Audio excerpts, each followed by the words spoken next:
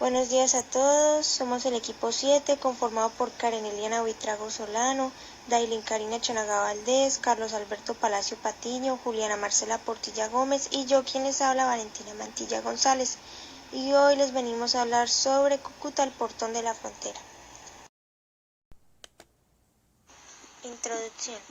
El presente trabajo es una revisión documental con el propósito de explicar y dar a conocer la ciudad de Cúcuta, su cultura, gastronomía, sus zonas rurales y la relación entre esta ciudad y el país vecino Venezuela, con el objetivo de que el lector aprenda más sobre la ciudad, cómo ésta se formó y qué sucesos han conformado su historia.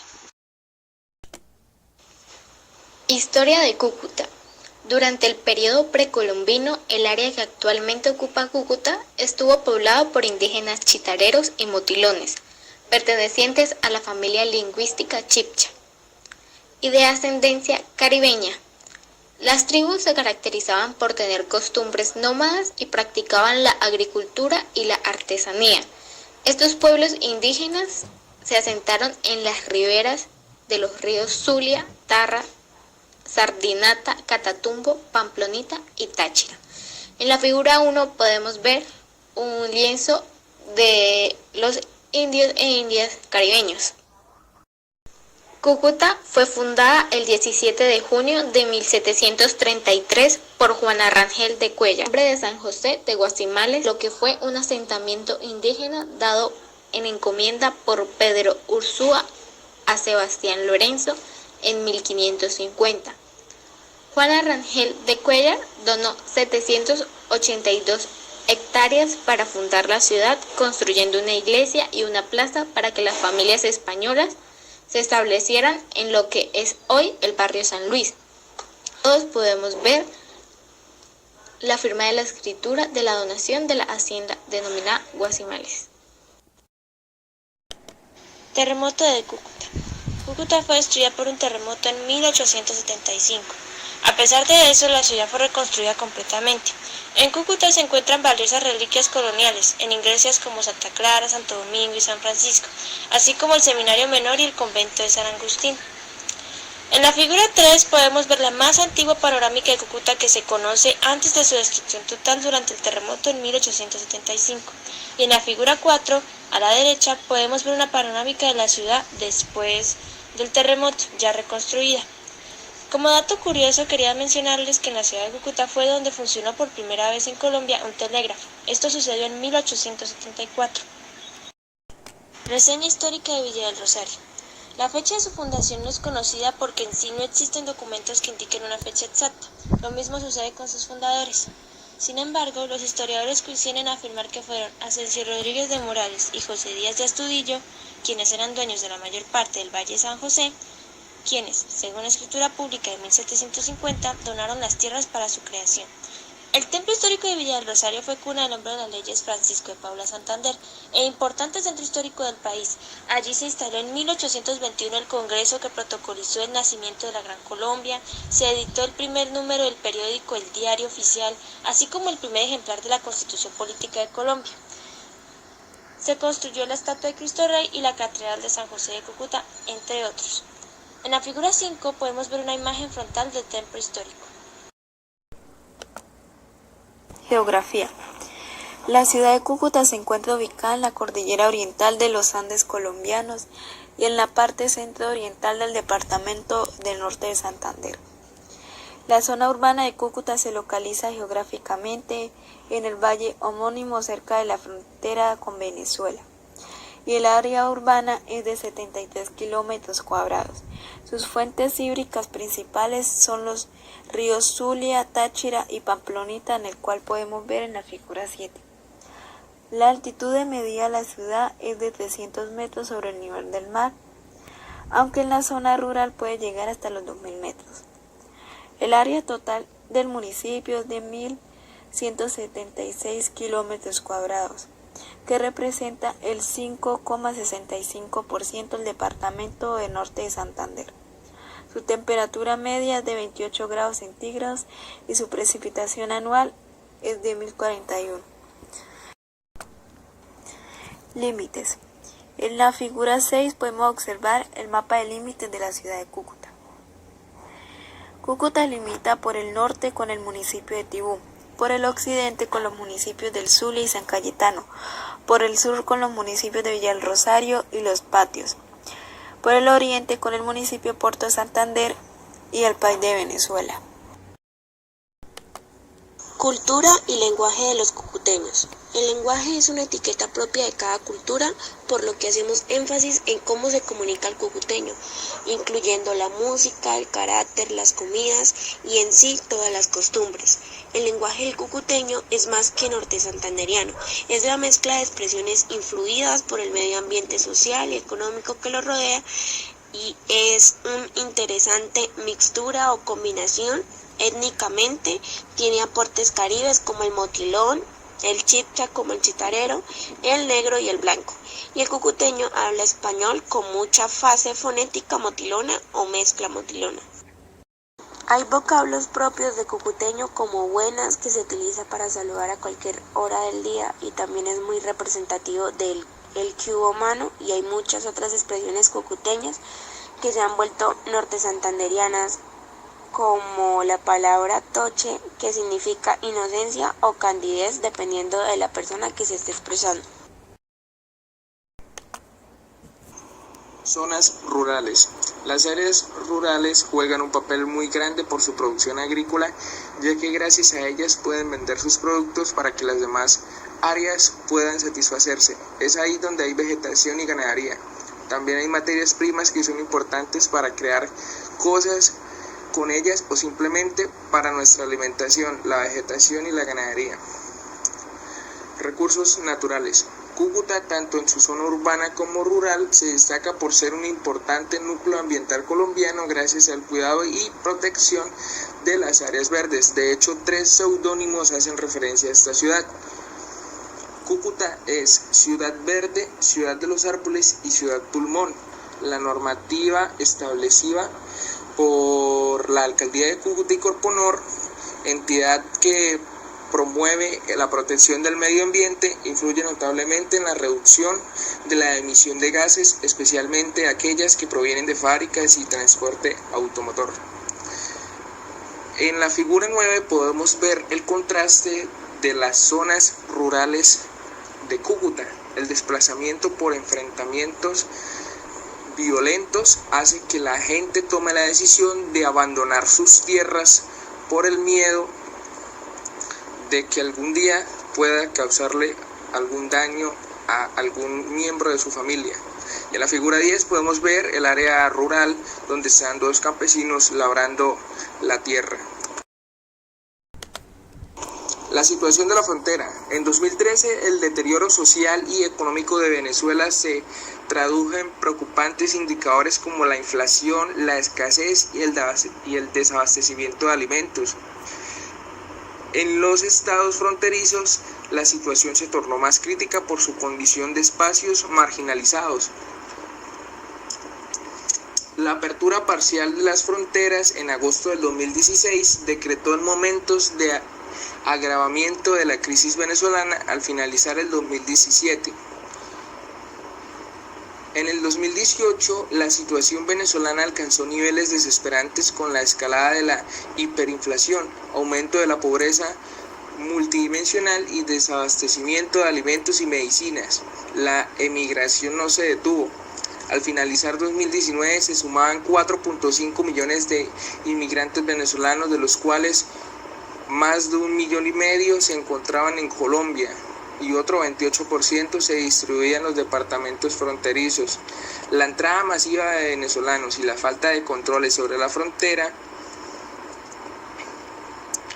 provocó que en Colombia la inseguridad y en las ciudades fronterizas especialmente se disparara. En la imagen 11, en la figura 11, podemos ver la situación de la frontera, donde la gente huía de su país por medio de las trochas, ya que el puente estaba cerrado.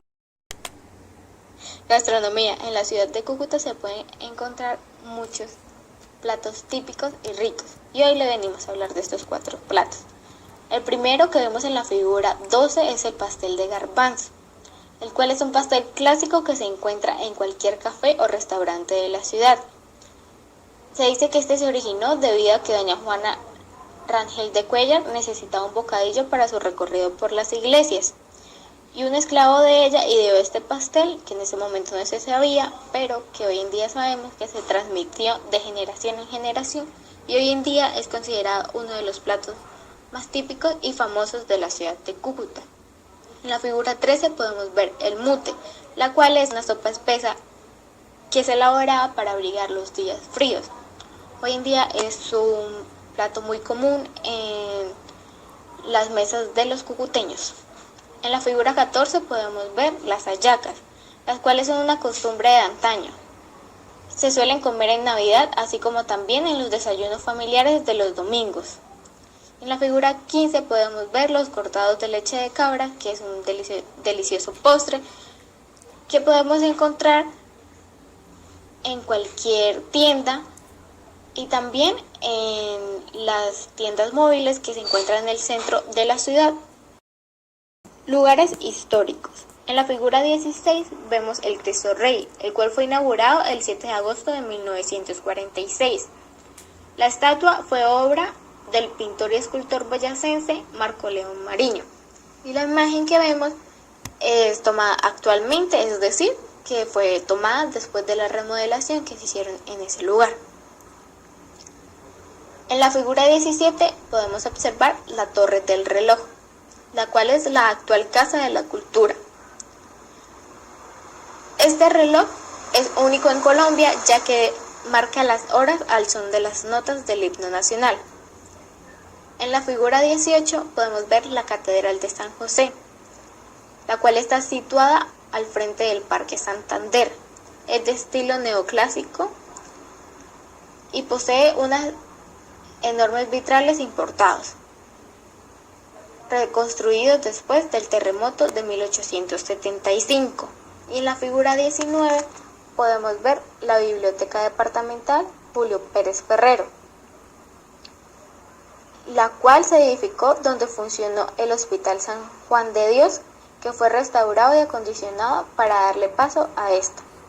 Es la más importante biblioteca del departamento de Norte de Santander. En la figura 20 podemos ver el monumento a la Confraternidad Bolivariana. Este fue inaugurado el 17 de diciembre de 1992.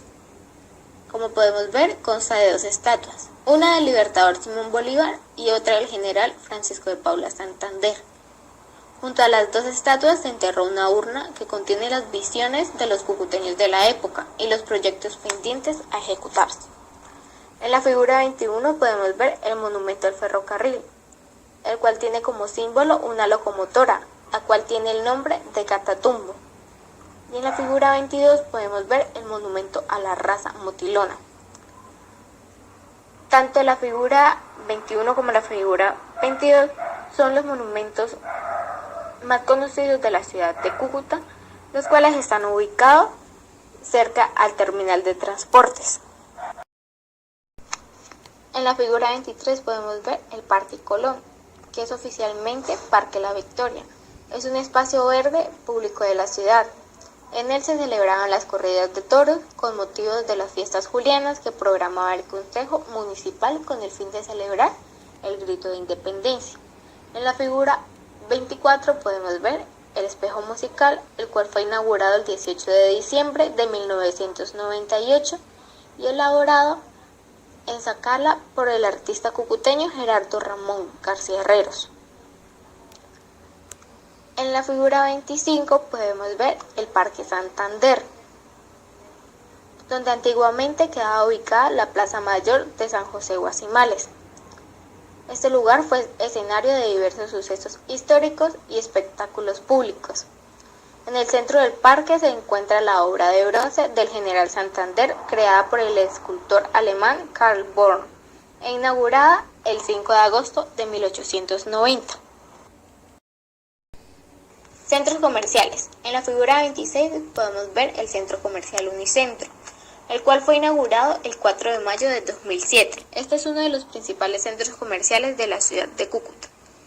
En la figura 27 vemos el Centro Comercial Ventura Plaza, el cual fue inaugurado el 9 de agosto de 2007. La construcción de este empezó en el año 2006. En la figura 28 podemos ver el centro comercial Jardín Plaza, el cual fue construido por la portuguesa Zona de Sierra. Este es el centro comercial más nuevo de la ciudad y actualmente se puede decir que es el más visitado. En la figura 29 podemos ver el centro comercial Alejandro, el cual está ubicado en la avenida 6 entre la calle 8 y 9. Es un sitio estratégico en la ciudad de Cúcuta. Su nombre se debe a la antigua ciudad de Grecia. Fue levantado en un sitio privilegiado que ocupó una de las joyas arquitectónicas de Cúcuta, como lo fue el Teatro Guzmán Bert, que los cucuteños de la época y quienes visitaban estas prósperas tierras lo consideraban como un monumento a las artes y al cultivo del espíritu. Y como primera conclusión tenemos que Cúcuta es una ciudad muy rica en cultura, en flora, en fauna, en especies e historia, la cual permitió que fuéramos ante los ojos del mundo una frontera próspera y una arteria económica donde miles de personas comercializaban con el vecino país de Venezuela. Como conclusión enfocada hacia la terapia ocupacional, sabemos que el conocimiento de nuestra ciudad natal nos hace sentir y adueñarnos de nuestras tradiciones y culturas, teniendo en claro que el terapeuta tiene como una de sus principales bases lo que es el ambiente y el contexto, y cuando se tiene en claro este conocimiento podemos identificar cualquier problema que se nos presente. La importancia de ver esta clase de temas en la universidad radica en que conozcamos nuestros orígenes y desarrollemos un sentido de pertenencia con la ciudad, además de que nuestra propia comprensión en cultura general.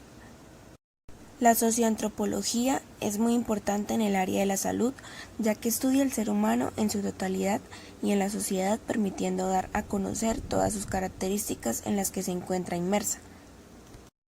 Muchas gracias por su atención. Muy noble y muy leal, te llamaron los reyes, blasones que conservas con orgullo. Allí en el Pamplonita, el cielo claro es, en Cúcuta bonita, llegando a tu valle, se alegra el viajero, admirando al norte, Cerro Tasajero.